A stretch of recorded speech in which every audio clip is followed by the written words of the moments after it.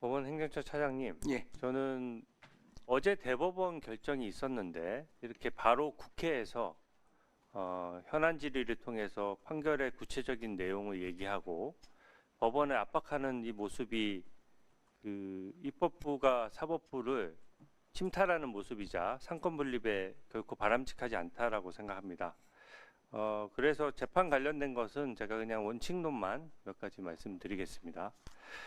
일단 이 사건은 이 시기가 어제 시기를 가지고 계속 선고 시기를 가지고 말씀하시는데 저는 이재명 후보의 자업자득이자 자승자박이라고 생각합니다. 일단 이 재판을 1심에서부터 2년 2개월을 끌어오는 과정에서 일반 국민들은 선택하기 어려운 위헌법률 심판 제청 신청이라든지 서류를 계속해서 받지 않는다든지 증인을 무더기 신청한다든지 이런 수법들이 동원이 됐고요.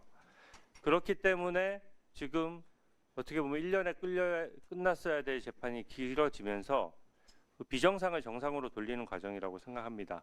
법상 근거도 있거든요. 공직선거법상 이건 법 규정이니까 하나만 여쭤볼게요. 공직선거법에는 강행 규정이라고 표현이 되어 있고 633 원칙을 규정하면서 반드시 지켜야 한다라는 의무 규정처럼 규정 체계가 되어 있고 또 다른 사건에 우선하여 심리한다라는 표현이 있는데 맞습니까? 예, 맞습니다. 예.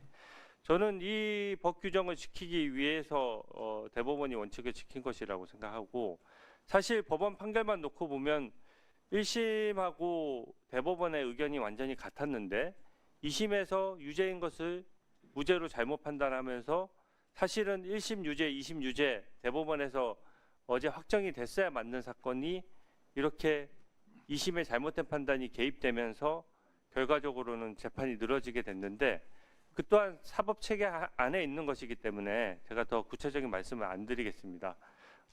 이 공직선거법 규정을 준수하기 위해서 법관들이라면 저는 다 그 법을 지키기 위해서 노력해 주실 것이라고 생각합니다. 두 번째로 이 이재명 후보가 지금 사과해야 되는 사안인데 이 사과는커녕 지금 어제 오히려 최상목 그 경제부총리에 대한 탄핵소추로 화답을 했어요. 저는 이것은 민생을 볼모로 잡고 또 국민을 이겨먹겠다는 오만한 모습이라고 생각합니다.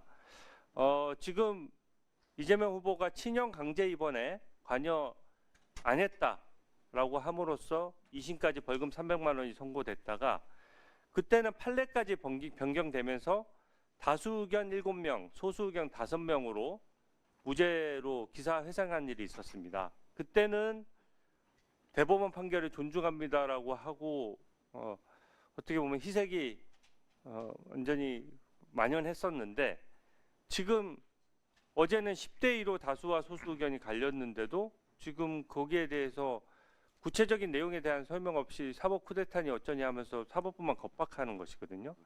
이게 지금 결국 어제 대법원에 확정된 판결 내용을 보면 백현동은 당시 백현동 의혹과 관련해서 국민 앞에서 거짓말을 했다는 것이고 또 그 사건을 막기 위해서 재판을 지연했던 것은 물론이고 방탄용으로 탄핵도 남발했었고 또 이제는 집권하면은 검찰을 공소청으로 바꾸겠다, 아예 수사권을 아예 없애겠다라고 해서 지금 보복을 또 얘기하고 있고 대법원도 겁박하고 있는 것이거든요. 저는 이 모습이 국민들께서 다 지켜보실 것이라고 생각합니다.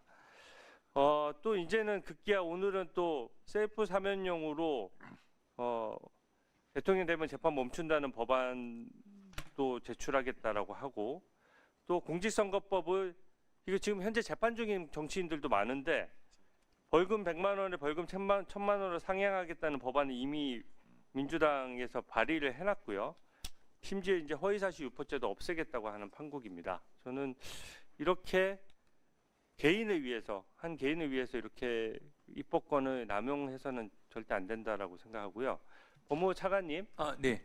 그런 의미에서 지금 이재명 후보 관련된 지난 대선에서 그 기소됐던 사건 중에서 이재명 후보 관련된 사건이 딱 한 건 남았거든요. 네. 그러니까 대선에서 반칙을 했으면 다음 대선에 못 나오는 게 원칙이고 총선에서 반칙을 하면 다음 총선에 못 나오는 게 원칙이에요. 근데 이게 조기 대선 국면이긴 한데 그 언론 보도를 보면 이하영 부지사가 기소될 때 그 쌍방울 그룹 임직원이 이하영 부지사의 요청을 받고 그 당시 이재명 대선 후보, 이낙연 당시 후보랑 경선 중간이었거든요. 거기에 임직원으로 쪼개기 후원을 해서 9천만 원을 이재명 후원 계좌로 넣었다는 보도가 있었습니다. 네. 이 부분은 당연히 수혜자인 이재명 후보에 대해서도 조사를 해야 되는데 지난 대선에 있었던 일이에요. 근데 지금 가시적인 수사가 전혀 이루어지지 않고 있고 두 번째 그 시기를 얘기하는 겁니다. 이게 지난 대선에 반칙했던 불법 자금 문제가 다음 대선까지도 아예 수사조차 이루어지지 않은 상태에서 시시비비를 가리지 않고 다음 대선이 일어난다? 저는 그 잘못됐다라고 생각하고요. 김용 그 민주연구원 부원장 사건도 마찬가지입니다. 물론 사건이 많은 건 제가 이해를 하는데 이것도 불법 대선 자금 6억 원을 대장동 업자로부터 받았어요.